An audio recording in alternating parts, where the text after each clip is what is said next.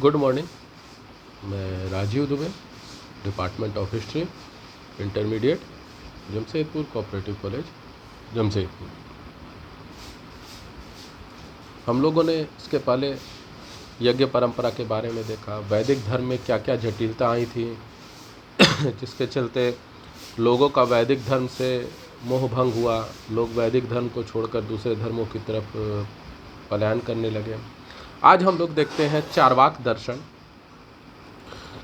जब वैदिक कर्मकांड से जनता त्रस्त हो गई थी, यानी इतने जटिल हो गए थे वैदिक कर्मकांड और इतने खर्चीले हो गए थे कि आम लोगों के बस की बात नहीं रह गई थी वैदिक कर्मकांड।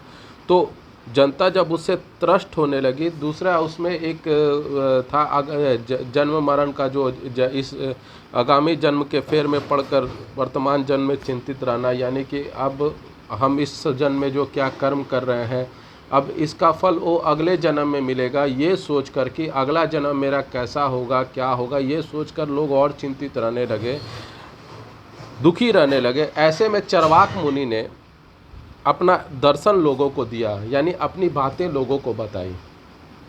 जब तक जियो सुख से जियो, कर्ज लेकर घी पियो।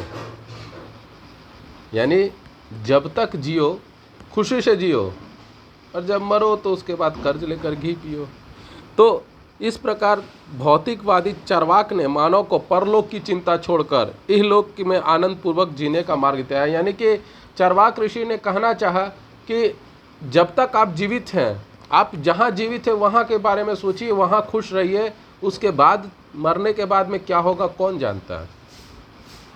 तो यहाँ रहिए और जहाँ जब तक जीवित है खुश होकर रहिए, एकदम खुशी से रहिए, उसमें कोई नहीं है। उनका कहना था न आत्मा होती है, न पुनर्जन्म होता है, और न ही कोई परलोक होता है। जो है यही है सुख भी यही है, दुख भी यही है, अच्छा भी यही है, बुरा भी यही है, जो है सब कुछ यही है। आपके कर्म का जो भी दंड मिलना है या अच्छा कर्म का फल मिलना है, सब कुछ यहीं मिलेगा।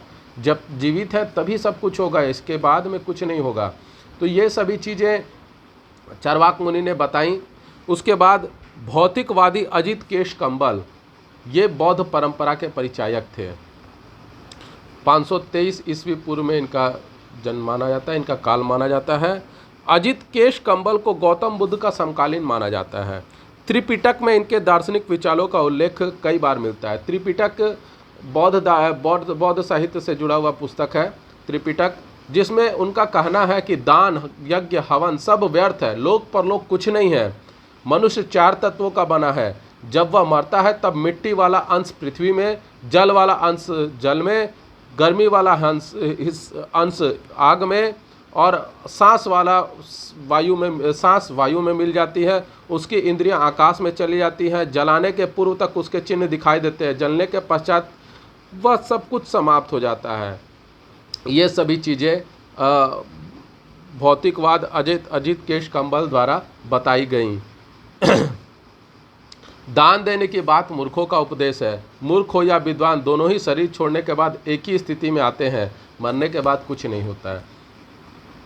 ये इसके बाद में मखली गोशाल अकर्मण्यतावादी, ये भी आजीवक परंपरा के थे, भाग्यवादी थे, जीवन में सब कुछ ये निर्धारित मानते थे, पाप पुण्य इसमें कोई अंतर नहीं डालते। त्रिपिटक में इनका भी मार्ग दर्शन मिलता है, इनका भी लगता है। सुदपिटक में इन्होंने बताया कि एक बार मगध के हर्यक वंशीय सम्राट अजातशत्रु महात्मा बुद्ध के पास गए और उन्होंने बुद्ध को बताया कि मखली गोशाल का कहना है, बुद्धिमान लोगों का विश्वास है कि वे तप, ब्रह्मचर्य आदि से कर्म की प्राप्ति करेंगे। मूर्ख इन्हीं कार्यों को कर्म से मुक्ति की आशा करेगा। वस्तुतः यह दोनों ही कुछ न कर सकेंगे। सुख एवं दुख पूर्व निर्धारित है, इन्हें कम ज़्यादा नहीं किया जा सकता है। जैसे यदि हम एक गेंद एक धागे का गोला फेंके तो वह लुढ़कते हुए अपनी लंबाई तक ही खुल पाएगा। अतः मूर्ख हो या विद्वान, वे पूर्व निर्धारित मार्ग पर चलकर ही अपने दुखों का अंत पाएंगे। यानी ये सुख दुख इनके हिसाब से पूर्व से निर्धारित है। ये ब्रह्मचर्य तप करके अच्छा जीवन नहीं पा सकते हैं, या कर्म करके भी अच्छा जीवन, जो इनके जो लिखा हुआ है, जो भाग्य में आ गया है, बस उसी को करना है और उसी से उनके सभी समस्याओं का अंत होगा। कुछ एक्स्ट्रा करने की ज़रूरत नहीं है। इसके बाद आते हैं पूर्ण काश्यप, अक्रियावादी। ये सभी लोग बुद्ध के समकालीन कहे जाते हैं, क्योंकि उस समय वैदिक धर्म के कारण कई लोग अपने अपने दर्शन शास्त्र से, अपने अपने दार्शनिक विचारों से लोगों को प्रभावित कर रहे थे। उन सब में इन लोगों ने भी अपने अपने विचार रखे। पूर्ण काश्यप भी महात्मा बुद्ध के समकालीन थे। इनके अनुसार अच्छे बुरे कर्मों का कोई फल नहीं होता है। यह पाप पुण्य की विचारधारा को भी नकारते हैं। परलोक में इसका कोई फल ही नहीं है। हाँ, इस लोक में चोरी, हत्या, व्यभिचार का फल राजदंड के रूप में अवश्य भोगना पड़ता है। मतलब आपने यहाँ कर्म किया और आप सोच रहे हैं कि अगले जन्म में इसका फल मिलेगा, तो ऐसा कुछ नहीं है। आपने जो किया उसके लिए राजा द्वारा जो निर्धारित नियम है, कानून है, उसके अनुसार अगर आप चोरी करते हैं तो चोरी का दंड जो राजदंड के अनुसार है वो मिलेगा। हत्या है, हत्या का मिलेगा। मतलब जो आपने अगर कोई गलत काम किया तो उसका दंड आपको राजा द्वारा दिया जाएगा। लेकिन परलोक, इहलोक और दूसरा लोक इस तरह का चीज़ कुछ नहीं है। ये सभी चीज़ें पूर्ण काश्यप अक्रियावादी द्वारा बताई गई। इसके बाद आए प्रकुद कात्यायन, नित्य पदार्थवादी। प्रकुद कात्यायन, नित्य पदार्थवादी। प्रकुद कात्यायन हर वस्तु को अचल नित्य मानता है। कोई भी कर्म वस्तु स्थिति में किसी तरह का परिवर्तन नहीं ला सकता है। इस प्रकार वह भी अकर्मण्यतावादी की स्थिति पर ही दिखाई देता है। यानी कि कर्म को ये लोग बहुत ज़्यादा प्रभावशाली नहीं मानते, बहुत ज़्यादा विचारशील नहीं मानते हैं। कर्म को बहुत ज़्यादा ये लोग महत्व नहीं देते हैं। तो इन लोगों ने भी इन्होंने भी अकर्मण्यतावाद को ही बढ़ावा दिया। इसके बाद आते हैं संजय वेलिट पुत्र अनेकांतवादी। संजय वेलिट पुत्र अनेकांतवादी, इनका जोर नहीं पर ज़्यादा था। उनसे पूछा जाए कि परलोक क्या है, तो उनका उत्तर होता था हो भी सकता है और नहीं भी हो सकता। यानी ये मनुष्य को सहज बुद्धि को भ्रम में डाल देने वाला काम कर रहे थे। संजय मानव की सहज बुद्धि को भ्रम में डाल देते थे। अतः मानव को कुछ निश्चय न कर भ्रांत धाराओं को अप्रत्यक्ष रूप से पुष्ट करना होता था। यानी इनके ये कन्फ्यूजन में कर देते थे कि हाँ, अब उनसे पूछा गया भाई परलोक होता है, हो भी सकता है, नहीं भी हो सकता है। तो ये तो मनुष्य को कन्फ्यूज करने वाली बात हुई, भ्रम में डालने की बात हुई। यही चीज़ वो करते थे। मध्यम निकाय 2/3/7 से पता चलता है, एक बार अजित केश कंबल, मखली गोशाल, पूर्ण काश्यप, प्रकुद कात्यायन एवं संजय वेलिट पुत्र आदि का वर्षावास 523 ईस्वी पूर्व महात्मा बुद्ध के साथ राजगृह में हुआ।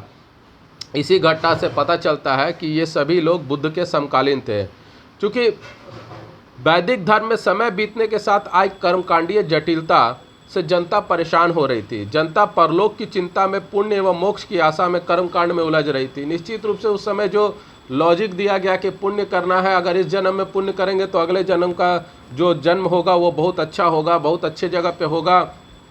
इस तरह की चीज़ें जो कर्मकांडीय थी, उसमें लोग मोक्ष और पुण्य की आशा में कर्मकांडों में जुड़ रहे थे। और कर्मकांड इतने जटिल हो गए थे और खर्चीले हो गए थे कि आम जनता उसको कर नहीं पा रही थी और शोक में डूबी हुई थी, चिंतित हो गई थी कि कैसे क्या करें। और इसी समय भौतिकवादियों ने एक राहत पहुंचाई।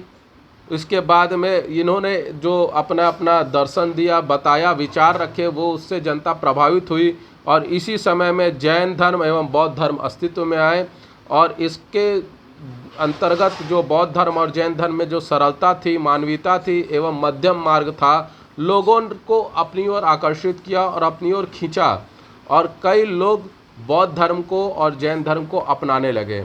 ये सभी कारण था वैदिक धर्म में जटिलता आने के कारण। और कर्मकांड को इतना जटिल बना दिया गया, इतना खर्चीला बना दिया गया कि लोग बौद्ध धर्म और जैन धर्म की ओर आकर्षित होकर उसमें जाने लगे। क्योंकि उसमें ये इन तरह की चीज़ें जटिलता नहीं थी, कर्मकांड करने पर बहुत ज़्यादा जोर नहीं दिया जाता था।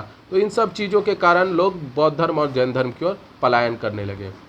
आपको ये वीडियो कैसा लगा, लाइक करें, कमेंट करें, शेयर करें, सब्सक्राइब करें और घर पे रहें, सुरक्षित रहें। घर से बाहर जाना हो तो मास्क और सैनिटाइज़र का उपयोग करें। धन्यवाद।